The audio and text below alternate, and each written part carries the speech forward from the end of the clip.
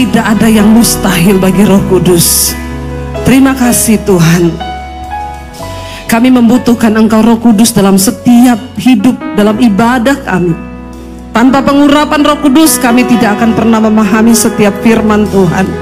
Karena itu turun atas setiap kami hari ini, mengubahkan kami, melepaskan kami Tuhan, bahkan membuat kami mengerti akan rencana dan kehendak Tuhan dalam hidup kami. Urapi hamba-Mu yang tidak ada apa-apanya. Urapi setiap kami Tuhan. Kami buka hati bagi firman Tuhan di dalam nama Tuhan Yesus Kristus. Yang percaya Tuhan di tengah kita memberkati kita, katakan bersama amin, amin, amin, amin. Silakan duduk Bapak Ibu. Shalom. Apa kabarnya hari ini? Luar biasa, karena kita punya Tuhan yang luar biasa. Iya, kita bersyukur semua bahwa kita hari ini diizinkan Tuhan boleh ibadah. Mari kita buka saja langsung Kisah Para Rasul pasal yang pertama, ayat yang ke-6 sampai ayat yang ke-11. Kisah Rasul 1 ayat 6 sampai ayat yang ke-11, firman Tuhan berkata, baca bersama 1, 2, 3. Maka bertanyalah mereka yang berkumpul di situ, Tuhan, maukah Engkau pada masa ini memulihkan kerajaan bagi Israel? Ayat yang berikutnya di sana dikatakan, jawabnya, Engkau tidak perlu mengetahui masa dan waktu yang ditetapkan Bapa sendiri menurut kuasanya. Tetapi kamu akan menerima kuasa kalau Roh Kudus turun ke atasmu, dan kamu akan menjadi saksiku di Yerusalem dan di seluruh Yudea dan Samaria, bahkan sampai ke ujung bumi. Ayat yang berikutnya, sesudah mengatakan demikian, terangkatlah disaksikan mereka dan awan menutupnya dari pandangan mereka. Ayat berikutnya, ketika mereka sedang menatap ke langit, waktu ia naik, ya saudara, tiba-tiba apa? Berdirilah 2 orang berpakaian putih dekat mereka dan berkata kepada mereka, hai orang-orang Galilea, mengapa kamu berdiri melihat ke langit? Yesus ini yang terangkat ke surga meninggalkan kamu akan datang kembali dengan cara yang sama seperti kamu melihat dia naik ke surga. Saudara, saya mencoba membayangkan, bayangkan kalau kita ada pada zaman itu. Dan kenapa ayat ini tercatat di Alkitab? Sebab banyak orang yang melihat. Amin. Banyak orang melihat. Jadi semua kisah dalam Alkitab ini bukan cerita dongeng. Kalau ada yang tidak percaya Alkitab firman Tuhan, urusannya dia. Kemarin di Israel kami pergi ke gereja, ya, tempat di mana dipercaya sebagai tempat naiknya Tuhan Yesus ke surga. Tapi sekarang sudah jadi masjid, ya, karena sudah diambil alih.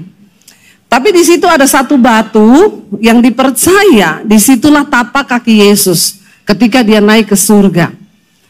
Kenapa ada tempat-tempat bersejarah di Israel yang ditentukan sebagai sebuah tempat?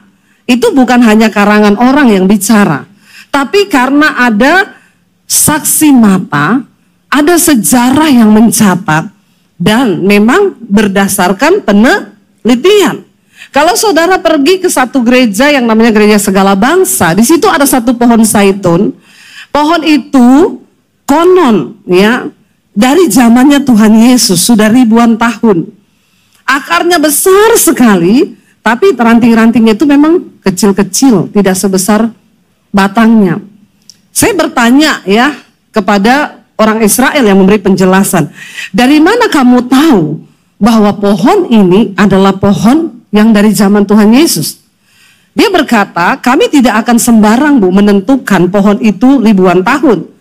Ada yang namanya penelitian, dan itu kayaknya memakai karbon 14. Itu yang dipakai para ahli untuk menentukan, oh ini fosil mumi berapa ratus tahun, berapa ribu tahun.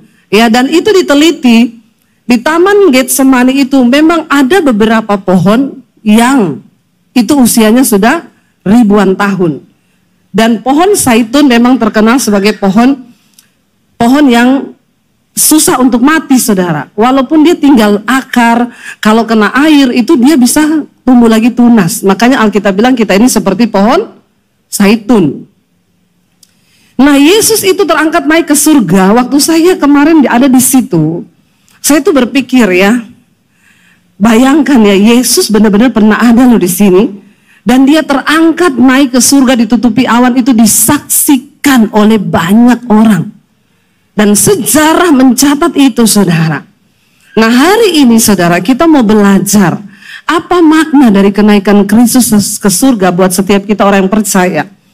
Yang pertama saudara, kenaikan Kristus memberikan sebuah keyakinan pasti kepada kita bahwa dia adalah Tuhan dan Juru Selamat yang benar-benar bagi setiap umat manusia. Ya, dia Tuhan yang lahir, mati, bangkit, bahkan naik ke surga. Ini cukup memberikan sebuah keyakinan bagi kita bahwa Yesus Tuhan. Tidak semua saudara yang duduk di kursi gereja ini hari ini benar-benar yakin akan Tuhan. Banyak yang hanya beragama Kristen, tapi yang yakin itu bisa dihitung dengan jari. Tidak semua orang Kristen duduk di gereja mereka meyakini Tuhan dan kuasanya. Iya. Kemarin saya ketemu satu orang bapak. Kami ada yang mau kami bicarakan, lalu kami ketemu. Orang yang harusnya ketemu saya nggak bisa. Dia bilang, Bu, saya wakilkan ya. Kami ngobrol, tapi saya lihat mukanya bapak ini sih dari tampangnya Kristen. Muka-muka orang Kristen. Cuma saya bilang sama suami saya begini, kalau dia Kristen, kenapa dia nggak kenal Debbie Basin ya? Maaf ya, bukannya saya sombong ya, tapi agak-agak. Lo bener gak saudara? Lo kita nih ketemu orang, ya, saya ketemu orang di mall, di pasar, ya, waktu saya lagi ada di sekolah Alkitab, saya di Kopeng, saya pergi ke pasar, itu di pasarnya itu di kampung Pungpung. Saya berdiri di pinggir jalan, ada orang naik motor suami istri, lewati saya terus gini, persis banget sama Bu Debbie ya. Saya ketawa saudara, mereka ngeliatin terus persis lu ya. Ya, berarti kan dia tahu toh. Jadi agak heran ya, kemarin lagi makan di restoran ada ibu-ibu pakai jilbab. Ibu salaman. Oh, ibu kenal saya ya? Iya, kan sering muncul di TikTok. Ya, terus saya tanya, nggak mau foto? Enggak Bu, nggak mau foto dia. Padahal saya yang mau foto loh sama dia ya. Tapi ini mukanya Kristen, kok nggak kenal saya? Penasaran saya tanya sama dia. Pak, Bapak Kristen? Dia jawab, dulu sebelum menikah. Saya ini dulu pelayanan Bu, guru sekolah minggu. Saya tuh dulu ngantar-ngantar orang-orang yang mau doa puasa di gereja. Saya jemputi orang-orang tua untuk ikut ibadah. Oh, terus sekarang sejak saya menikah, saya nggak Kristen lagi. Saya ikut agama istri. Terus saya tuh mau sedih, mau marah, tapi nggak jadi. Karena saya tahu, saya bilang, oh Bapak ini dulu beragama Kristen, tapi tidak punya keyakinan kalau Yesus Tuhan dan Juru Selamat. Saudara mengerti maksud saya? Banyak orang duduk di gereja, agamanya Kristen, tapi belum tentu dia punya keyakinan bahwa Yesus Tuhan dan Juru Selamat. Makanya kalau saya dengar orang pindah agama karena jodoh, karena pekerjaan, saya sih santai aja. Dia orang Kristen yang belum mengalami Tuhan Yesus. Nggak usah bingung, ya banyak yang begitu. Tapi yang penting pastikan di hari ini tidak ada yang begitu. Lihat kanan kirimu, tanya, kau yakin enggak? Kalau enggak yakin suruh keluar. Salah server dia.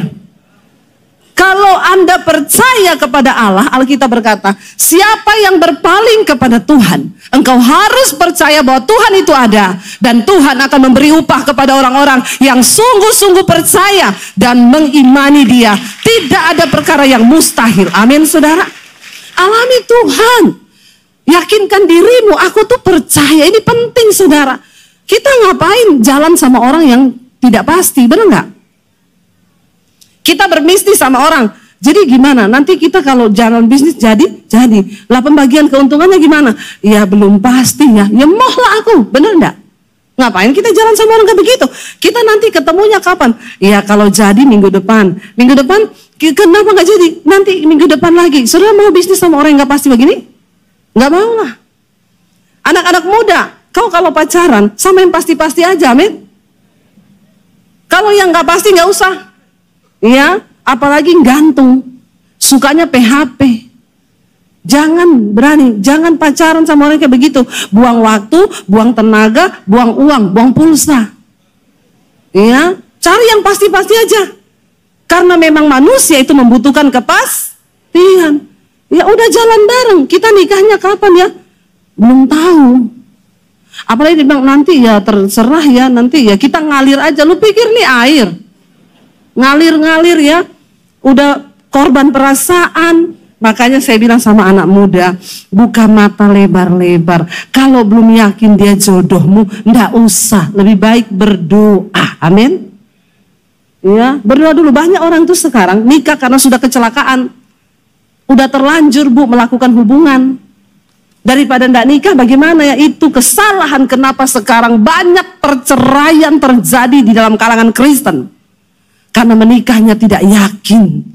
Cuma karena sudah terlanjur berhubungan seks. Dengar anak-anak muda, buka mata lebar-lebar. Ya jangan sampai hidup kita ini masuk dalam jebakan setan. Melihat keadaan zaman sekarang, kemarin baca berita, suami bunuh istri. Bayangkan anaknya masih 3 bulan. Ya, kronologisnya istrinya lagi tidur jam 4 katanya mengigau. Kayaknya mengigaunya suaminya cemburu. Lagi tidur ditikam pakai pisau di mata, di kepala sampai meninggal. Saya melihat saudara bagaimana orang hidup sampai seperti ini. Ya, makanya penting sebelum menikah kenali dulu calon pasanganmu. Heran ya, mau urusin diminta surat keterangan waras. Kenapa menikah nggak minta surat keterangan waras? Amin. Pak Michael masukin dalam salah satu syarat gereja, minta surat keterangan tidak gangguan jiwa. Ya, banyak orang setelah menikah baru ketahuan gangguan jiwa, saudara. Makanya saya kalau ada yang konseling, Bu saya pacaran Bu, kemarin ditampar, putus dalam nama Yesus, putus. Ya, nggak mau Bu, sudah terlanjur cinta, makan tuh cinta. Kalau kau menikah sama dia jangan kau konseling sama saya, nggak mau saya. Ya, bikin repot yang begini-begini ini. Sudah tahu dari awalnya itu buruk, kenapa diterusin? Nanti banyak masalah cari pendeta. Lu pikir pendeta kurang kerjaan? Saya mending urus gereja-gereja di desa sana daripada urus orang di kota yang masalahnya terlalu banyak. Cuma gara-gara tidak mengerti kehendak Tuhan. Yakin saudara. Yesus memberikan sebuah keyakinan. Makanya dikatakan negara itu menjamin hak penduduknya untuk memeluk sebuah keyakinan. Jangan hanya beragama, tapi yakinlah bahwa Tuhanmu itu, Yesus adalah Tuhan dan Juru Selamat. Walaupun ada ajaran baru muncul, bisa selamat tanpa lewat Yesus. Yang penting kita melakukan perbuatan baik. Alkitab berkata, perbuatan baik manusia itu seperti kain kotor. Mau saudara berbuat baik seperti apa? Kalau kau tidak sungguh-sungguh menerima Yesus sebagai Tuhan dan Juru Selamat, perbuatan baik kita itu seperti kain kotor. Mari kita yakin bahwa Yesus adalah Tuhan dan Juru Selamat. Tapi yang namanya keyakinan itu tidak gampang saudara. Untuk dibangun itu tidak mudah. Contoh siapa? Thomas. Thomas itu dimuridkan Tuhan Yesus 3 tahun loh. Thomas ikuti terus kemana Yesus pergi. Dia dengar ajarannya Yesus. Dia dengar semua apa yang Yesus sampaikan, kebenaran tentang kerajaan Allah. Tapi saudara, kita tahu Thomas kan, dia tidak percaya akan kebangkitan Kristus. Bahkan ketika Lazarus mati, Yesus bilang sama murid-muridnya, marilah kita pergi ke Betania. Karena aku akan membangkitkan Lazarus. Thomas yang langsung nyeletuk, apa? Betania itu tempat yang paling benci sama Yesus. Karena itu kampung halamannya Maria. Mereka tidak percaya Yesus itu Tuhan. Mereka menolak Yesus itu Mesias. Jadi kata Thomas gini, ya udah, ayo kita pulang ke Betania. Biar kita mati rame-rame di situ. Menyusul Lazarus mati. Ini perkataan yang sangat mengejek loh. Benar gak saudara? Ya, kamu ikut Yesus, kamu dengar pengajaran Yesus, tapi kamu tidak percaya. Tapi tetap ikut. Untung bukan saya waktu itu. Kalau sampai Thomas jadi murid saya, terus dia ngomong begitu sama saya langsung bilang, coret dia dari member. Ya itu saya, untung Tuhan Yesus toh. Ya udah ikuti tapi nggak percaya. Ternyata waktu 3 tahun tidak membuat Thomas cukup untuk dimuridkan. Yang kedua, yang muridkan Thomas itu bukan Michael Gunawan loh, bukan loh. Yang muridkan tuh bukan Debbie Basir. Siapa yang muridkan? Yesus loh. Kalau sampai dia tidak percaya, berarti siapa yang gagal? Yang gagal siapa? Yesus atau Thomas? Yesus nggak pernah gagal. Tapi Thomas gagal. Karena dia tidak meyakinkan dirinya bahwa Yesus itu benar-benar Tuhan. Saudara, keadaan akan mencoba membuyarkan imanmu. Ketika engkau melihat ekspektasi waktu Yesus digantung di kayu salib, saat itu juga Thomas bilang, berarti salah yang kita dengar selama ini. Kalau dia Tuhan, kenapa dia mati? Ternyata waktu 3 tahun tidak membuat Thomas cukup mengerti akan perkataan-perkataan ilahi yang disampaikan oleh Tuhan Yesus. Makanya sebagian murid masih bertanya, kapan engkau pulihkan Israel? Karena mereka merasa Yesus datang akan menjadi raja atas Israel. Lalu mereka semua menjadi anggota dewan. Dapat tunjangan banyak, lumayan toh. Mereka kecewa, saudara. Hari-hari ini banyak hal yang dapat membuat iman kita, saudara, gugur. Tapi saya berdoa, dengan peristiwa kenaikan, kita bersyukur di kalender pun tulisannya, kenaikan apa?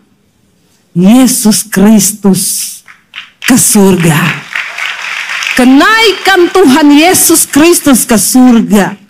Ya, itu membawa yang pertama keyakinan. Yang kedua, saudara, kenaikan Yesus ke surga membawa sebuah janji, saudara. Dia bilang nanti kalau Roh Kudus turun ke atasmu, maka engkau akan menerima kuasa. Untuk apa? Menjadi anak Allah. Saudara, Yesus berkata, lebih baik kalau aku pergi. Karena kalau aku tidak pergi, Roh Kudus itu nggak datang. Roh Kudus adalah roh penolong. Roh Allah sendiri yang akan memberikan kita kuasa untuk mampu menjalani hidup bersama dengan Tuhan. Waktu Roh Kudus dicurahkan, apa yang akan terjadi, saudara? Ya, kita lihat di sana Roma pasal yang ke-8, ayat yang ke-10 sampai ayat yang ke-11. Roma pasal 8 ayat 10 sampai ayat 11 berkata begini, dibaca 1, 2, 3.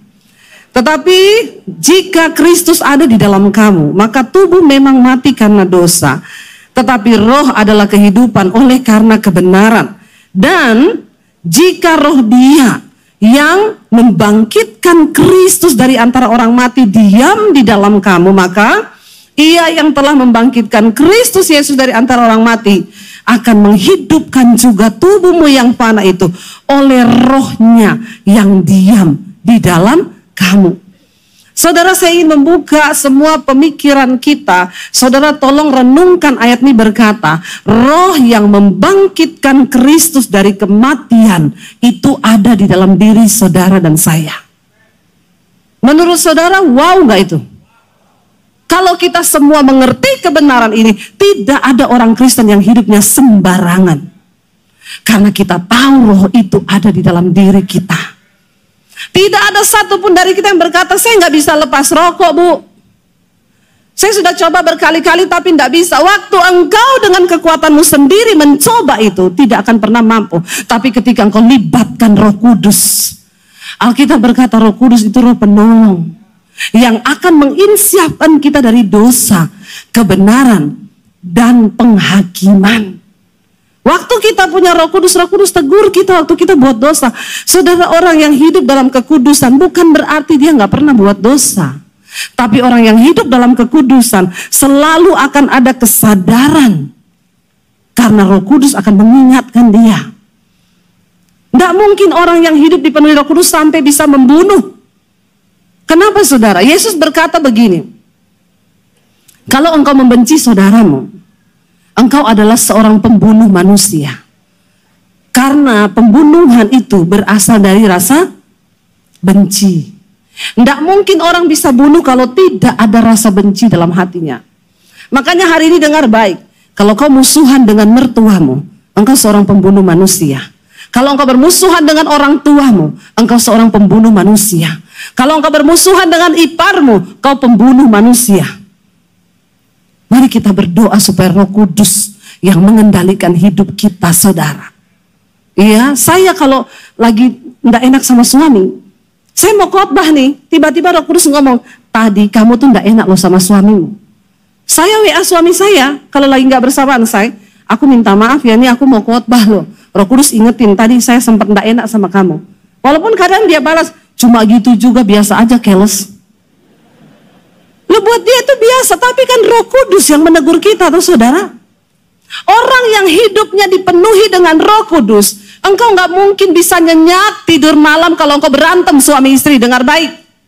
Ada di sini yang berantem suami istri 3 hari 3 malam nggak omongan? Jangan angkat tangan, saya baptis ulang di Lapindo. Ya, Lapindo kalau nggak bisa juga di Laut Mati. Saudara loh, ayo ini kekristenan loh. Ini hal yang penting bagi kita. Karena tidak semua orang Kristen bisa masuk surga.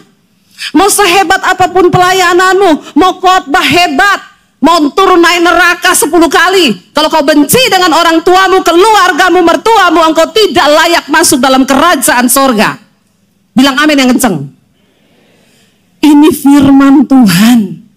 Kalau dalam perkara kecil saja kita tidak lulus, tidak ada apa-apanya ujian kita ini cuma dengan kepahitan, pengampunan. Itu masalah yang sangat kecil dibandingkan dengan ujian-ujian iman yang akan kita alami nanti, saudara. Ini serius saya ingatin, saudara. Jangan kau punya kepahitan loh ya. Itu benih pembunuhan. Kenapa orang bisa dirasuki iblis, ambil pisau bunuh istrinya? Karena di sini dia sudah ditawan di dalam kebencian dan tidak bisa mengampuni, dendam. Ya, bahkan ketika sudah mati baru nangis. Kenapa aku melakukan hal ini? Dia tidak sadar, dia dirasuk oleh iblis. Makanya suami istri penting ya. Penting sekali kita minta Roh Kudus pimpin hidup kita. Jangankan saya sama suami saya sering ribut, tapi kami ribut itu tidak berbuat dosa. Apa yang artinya Yesus bilang nggak buat dosa, saudara? Kalau kamu ribut, pertama, jangan saling maki-maki. Ya. Kalau kamu keluar kata-kata makian, itu kamu sudah berbuat dosa. Yang kedua, jangan biarkan amarahmu itu padam sampai matahari terbenam. Ya, ada yang berantem, tunggu dulu ya, ini matahari sudah sampai mana ya? Masih lama, jadi masih marah dulu lah, tunggu sampai dia terbenam. Ya, masih untung nggak dicabut nyawanya ya sampai matahari terbenam. Ngeri loh, saudara. Ya, saya nggak berani tidur kalau saya jengkel sama suami saya. Saya takut tidur, mimpi dicekik kuntilanak. Nggak bisa napas, mati. Masuk neraka loh. Sia-sia pelayanan kita. Sia-sia semua yang kita lakukan. Karena itu Yesus berkata, kalau kau datang menghampiri rumah Tuhan, engkau mau kasih persembahan buat Tuhan. Entah itu persembahan nyanyian, pujian, atau uang. Ingatlah dahulu apa yang ada di hatimu. Kalau kau marah sama istrimu, kau marah sama iparmu, kau marah sama mertuamu, tinggalkan itu persembahanmu. Jangan kau nyanyi dulu, karena sia-sia ibadahmu. Apa gunanya Roh Kudus? Roh Kudus akan mengingatkan kita, saudara. Roh Kudus yang menuntun kita. Roh Kudus adalah Roh Allah. Dia bisa merasakan apa yang ada di hati Allah, dan itu akan diberitahukan kepada saudara dan saya. Kalau engkau punya Roh Kudus, nggak mungkinlah engkau masih bisa tenang hidup terikat dengan rokok, minuman keras, perselingkuhan, kenajisan, homoseksual, lesbian. Saya lihat masih banyak orang homo yang betah duduk di gereja. Pulang dan pergi tidak pernah ada perubahan. Karena dia berkata, saya sudah dilahirkan dari dulu memang begini, tulang lunak. Bertobat ya. Tuhan nggak pernah cipta tulang lunak. Yang Tuhan cipta laki-laki dan perempuan, ya. Jangan kau berkedok di balik takdir. Alkitab berkata dari Tuhan semua yang terbaik. Pemberian yang terbaik itu datang dari Allah. Kalau ada yang melenceng itu karena setan. Saya layani ke orang homo. Ya, Bu, saya homo, Bu. Saya dengar khotbah Ibu. Saya nggak mau masuk neraka, Bu. Bu, saya mau bertobat, Bu. Bagaimana saya memulainya? Berdiri depan cermin.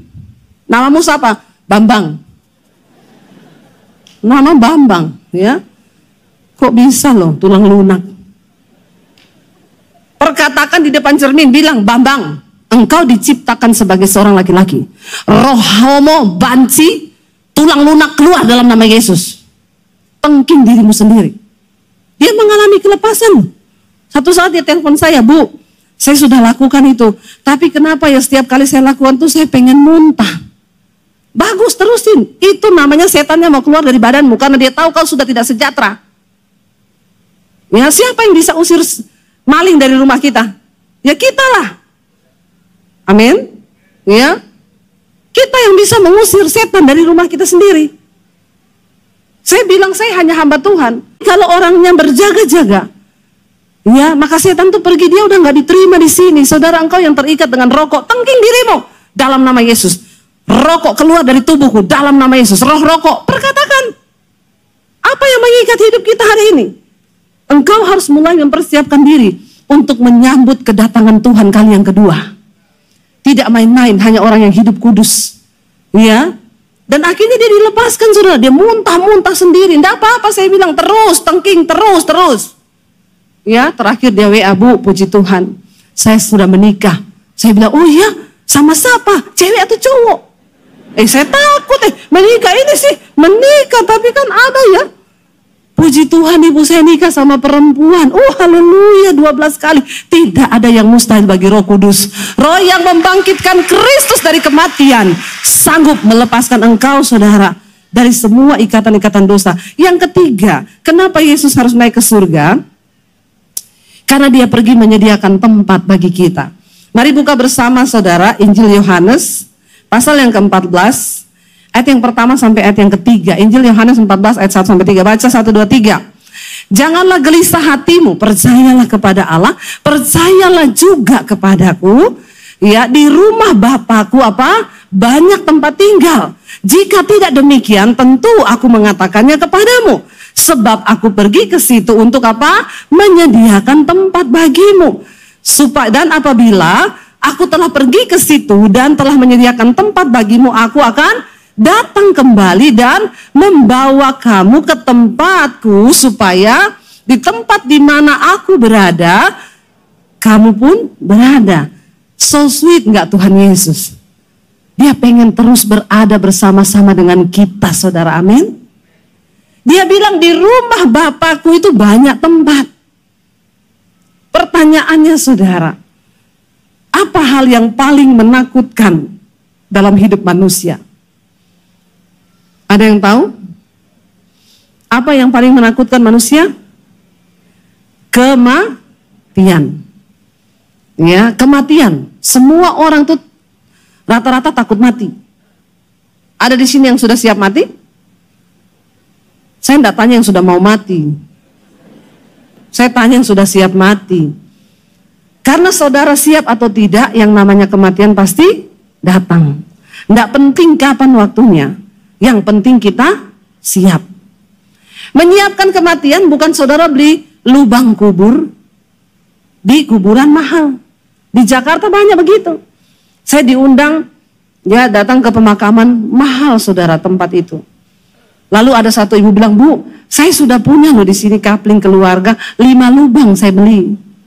Anak saya 3, saya dan suami istri 5 lubang. Jadi saya langsung spontan tanya, oh iya ya Bu, jadi kapan masuk Bu? Marah dia, saudara.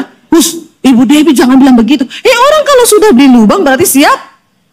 Nah, yang aneh kan ibu belum siap masuk lubang kubur, kenapa sudah beli kubur? Harganya 1M. Yang dekat di atas itu, Bu, itu harganya yang paling mahal, 1M. Saya bilang, langsung surga ya Bu? Kagak sih. Oh, saya pikir langsung surga. Kalau ada saya juga mau, walaupun nyicil 15 tahun. Ternyata kagak, saudara. Saudara, menyiapkan kematian bukan kita beli ke liang kubur. Hidup ini loh. Tapi kita percaya satu hal, Yesus menjamin. Yesus satu-satunya Tuhan yang menjamin. Dia bilang, aku pergi duluan ya, untuk menyediakan tempat bagimu. Karena di rumah Bapakku tuh banyak tempat. Saya tadi cerita, teman saya orang Amerika. Dia ajak kami ke Amerika, ya, saya pelayanan sekalian jalan-jalan, saudara. Itu dia berangkat, dia waktu itu ada di Indonesia. Dia pulang duluan, padahal perbedaan keberangkatan kami hanya beberapa hari. Saya bilang gini, Bapak Ibu, kenapa sih Bapak Ibu pulang duluan? Kenapa kita tiketnya nggak bareng-bareng aja? Kan seru gitu loh, kita terbang bareng-bareng ke Amerika berempat. Dia jawab gini, jangan Bu, memang saya sengaja bikin begitu. Kenapa? Saya pulang duluan, saya mau atur kedatangan ibu di sana. Saya siapkan semua tempat, saya siapkan kebutuhannya ibu, supaya ibu bapak datang, itu semua sudah siap. Saya senang loh mendengar itu loh, itu cuma perkataan seorang manusia. Lah bagaimana kalau Yesus yang ngomong, dia bilang, aku pergi duluan untuk menyediakan tempat bagimu, supaya di mana aku berada, di situ pun kamu berada. Saudara sudah mengikut Tuhan yang benar.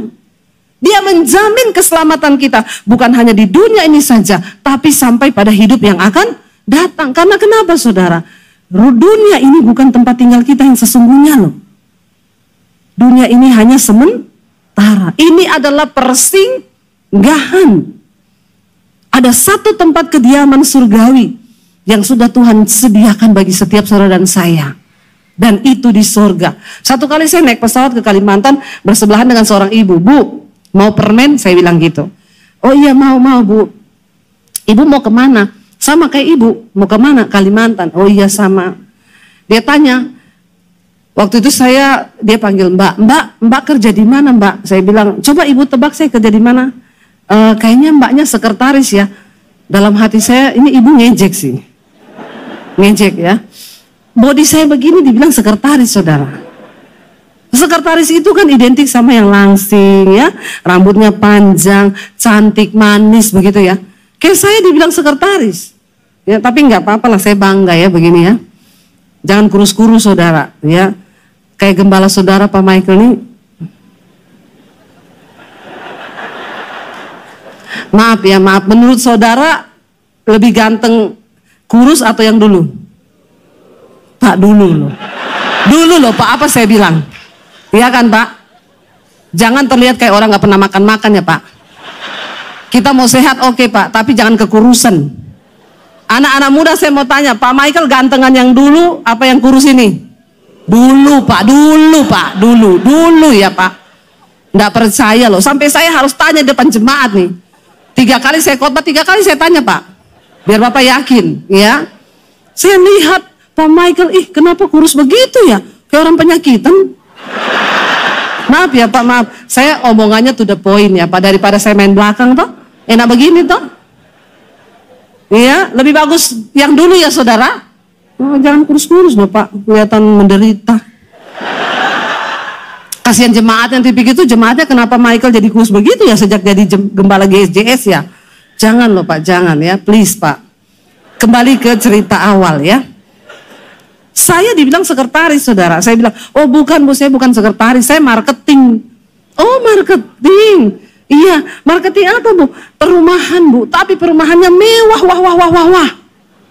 Oh iya, di mana Bu? Di surga. Langsung ibu gini, ya Allah. Tadinya saya mau pesen Bu, tapi nggak jadi. Soalnya ibu ngomongnya di surga. Loh iya, saya bilang Bu, banyak orang tidak mau mempersiapkan diri akan kehidupan yang sesungguhnya. Ibu tahu, hidup kita ini bukan sekarang ini Bu. Kayak begini Bu, kita naik pesawat. Saya bilang, kalau sesuatu terjadi dengan pesawat ini, lalu kita mati, ibu yakin gak masuk surga? Dia bilang gini, ya Allah, jangan tanya begitu ya Bu, amit-amit. Ya, memang tempat penginjilan yang paling ampuh itu di atas pesawat. Apalagi kalau diumumkan, para penumpang kita sedang masuk dalam cuaca buruk. Kenakan sabuk pengaman, nah itu cocok. Jadi ibu kalau mati masuk surga atau neraka, takut langsung dia. Saudara, ini penting saya harus sampaikan. Yesus sudah pergi menyediakan tempat. Sudahkah kita ini bersiap? Kenapa? Karena maaf saya mau bilang, tidak semua orang Kristen bisa masuk dan menempati tempat yang sudah Yesus sediakan. Maaf, saudara pergi lihat perumahan di Citraland, masih ada yang kosong toh? Coba saudara masuk bawa tempat tidur, kulkas, masuk sana, masuk.